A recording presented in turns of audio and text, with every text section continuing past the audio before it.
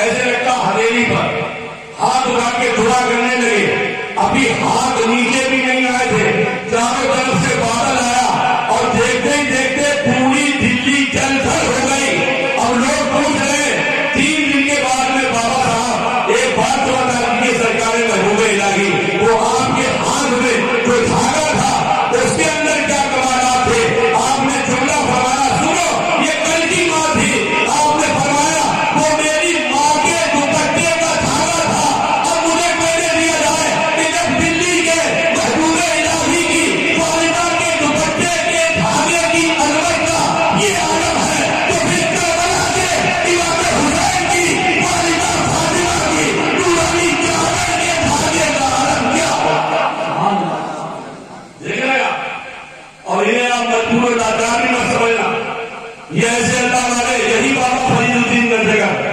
एक आदमी आगे बस आखिरी बात ही करेगा, सरकार कई बेटियां नमाज़ें पढ़ता हूँ, रोजे रखता हूँ, बेटियां जवान हो रही हैं, उनकी शादी करना चाहता हूँ, कुछ मदद फरमा दे। अल्लाह वाले बहुत आजिज़ी दिखा दे, बोले यार मेरे पास क्या है, मैं क्या दूंगा तुम्हें, लेकिन वो जानता था कि उल्टी ही चाल चलते हैं, दीवान गाने इश्क आंखों को बंद करते हैं दीदार के लिए। उधर आपने जब ये जुमला कहा तो वो कहने लगा नहीं सरकार, बड़े बड़ों की मुश्किलें आपके जरिए हल हुई है, मैं कुछ लेके ही आऊंगा। लोग बसों देश में है, जमाना महमे हैरत है, लेकिन एक आशिक का दिल कह रहा था कि दीवाने की नजरों को जहां देख रहा है, दीवाना खुदा जाने कहां देख रहा है, दीवाने को तहरीर से दीवाना मत समझो, दीवाना बहुत जोर से दीवाना बना है। जब इस तरह की बातें हुई तो आपको उस पर तरस आई गया। सामने आंगन में एक ईंट पड़ी थी, ईंट ताजा चौक को उठाना, वो ईंट लेकर आपकी जरूरत में आ गया। जैसे ईंट लेके आया आपने 3 मरतबे कुल वल्लाह शरीफ पढ़ी। क्या पढ़ी? एक बार सब लोग बता दीजिए, क्या पढ़ी? कुल वल्लाह शरीफ। सब लोग कहिए सुभान अल्लाह, खूब बोला करो सुभान अल्लाह अल्हम्दुलिल्लाह, ये सोच के बोला करो कि ये खुदा का जिक्र भी है और उसका शुक्र भी है। और बल्कि मैं तो भी में ये जुमला गाऊंगा कि ये खुदा का नाम भी बैंक बैलेंस है। इधर जबान से निकला उधर खाते ले गया, दुनिया में खाते खुलवाते हो, किसी का स्टेट बैंक में खाता, किसी का बैंक ऑफ इंडिया में खाता, किसी का बैंक ऑफ बड़ौदा में खाता, किसी का इसमें खाता उसमें खाता, दुनिया में बहुत पूंजी जमा करते हो, लेकिन यदि आप रखो कि हर मुल्क की करेंसी अलग अलग है। आपके इंडिया में नोट चलता है, रुपया चलता है, कहीं पर डॉलर है, कहीं पर पाउंड है, कहीं पर रियाल है, कहीं पर दिरहम है, कहीं पर दीनार है, कहीं पर मोरू है, कहीं पर भालू है। और यहाँ तक कि आलम ये है कि जब एक मुल्क से दूसरे मुल्क जाओ तो वहां की करेंसी का इंतजाम करना पड़ता, नहीं करना पड़ता।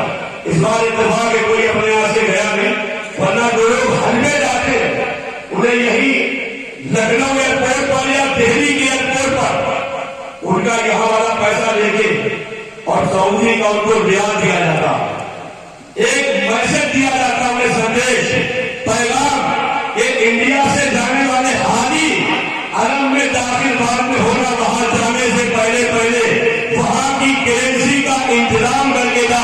ऐ मटिया होंगे सुन्नी जिंदा दिल गयूर दीनी ईमानी इस्लामी भाइयों, मैं आपसे पूछना चाहता हूं ईमानदारी से बताइए कि जब एक मुल्क की करेंसी दूसरे मुल्क में नहीं चलती तो बताओ फिर जमीन के ऊपर की करेंसी जमीन के नीचे चलेगी? बोलो चलेगी? अरे जमीन के ऊपर रहकर दुनिया की करेंसी का इंतजाम करने वालों, सुनो मेरी बात ध्यान से कि वहां पर आपका न डॉलर चलेगा, न रियाल चलेगा, न दिरहम चलेगा, न दीनार चलेगा, न मोरू चलेगा, न भालू चलेगा। मियां वहां पर चलेगा तो वहां पर नमाज का जिक्र चलेगा, वहां चलेगा तो वहां पर सलात का जिक्र चलेगा, वहां चलेगा तो ला इलाहा इल्लल्लाह का जिक्र चलेगा, वहां चलेगा तो मुहम्मदुर रसूलुल्लाह का जिक्र चलेगा।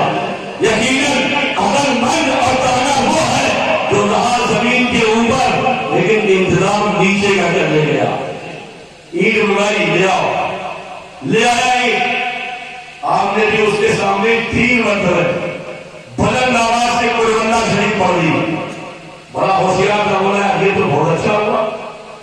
3 बार कुलवल्लाह शरीफ पढ़ी होगी, सोने की बन गई।